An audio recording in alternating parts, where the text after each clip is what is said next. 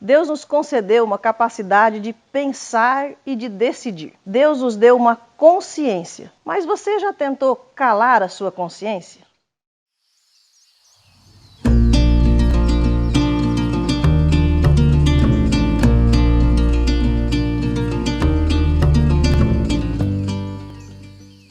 Alguns meses atrás eu assisti uma animação da Disney que contava a história de alguns seres marinhos que vinham morar na Terra e se transformavam em humanos.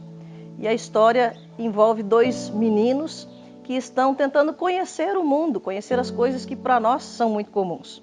E em um determinado momento do filme, os meninos estão fazendo algo que é perigoso e de repente um deles fala: "Olha, eu estou escutando uma voz na minha cabeça dizendo que eu não devo fazer isso." E o outro olha para ele e diz: "Ah, esse é o Bruno." Ele falou: "O Bruno?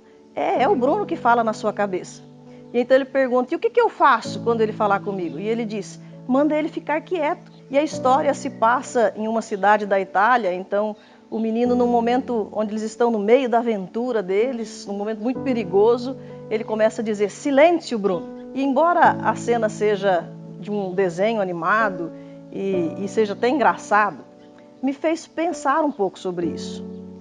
Porque Deus nos deu uma consciência, uma capacidade de pensar, de discernir entre o bem e o mal, entre o certo e o errado. Deus nos deu o Espírito Santo que habita em nós e que fala conosco. Mas será que às vezes nós não estamos agindo como esses meninos do filme, mandando a nossa consciência se calar, ou até mesmo calando a voz do Espírito Santo? E o apóstolo Paulo, ele fala algo sobre isso ao seu discípulo Timóteo. Eu gostaria de ler com você.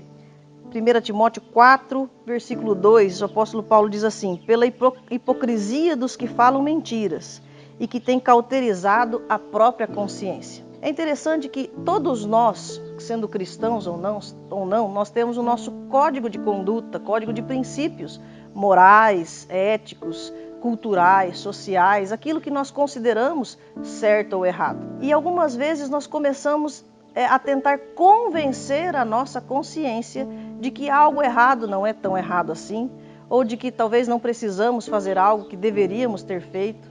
Aquilo que talvez para nós era muito claro, nós começamos a tentar nos convencer, a mentir para nós mesmos. E aí a gente começa a tentar convencer a nossa consciência com expressões do tipo: "Ah, mas foi só uma vez. Ah, mas todo mundo faz. Isso não é tão grave assim. Tem gente que faz coisa pior." E de repente aquilo que antes para mim era algo inaceitável, agora se torna uma coisa comum, porque a minha mente foi cauterizada, como o apóstolo Paulo diz a Timóteo.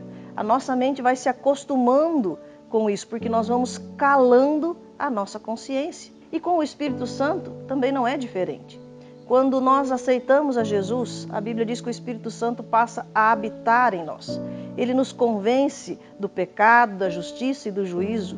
Ele é o nosso conselheiro, o nosso ajudador, o nosso consolador. Ele revela a nós a vontade do Pai. Mas muitas vezes nós começamos a querer calar a voz do Espírito Santo.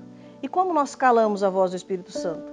Quando ele fala conosco e nós nos negamos a ouvir. Paulo também diz em 1 Tessalonicenses 5,19, ele dá uma orientação muito clara de que nós não devemos apagar o Espírito.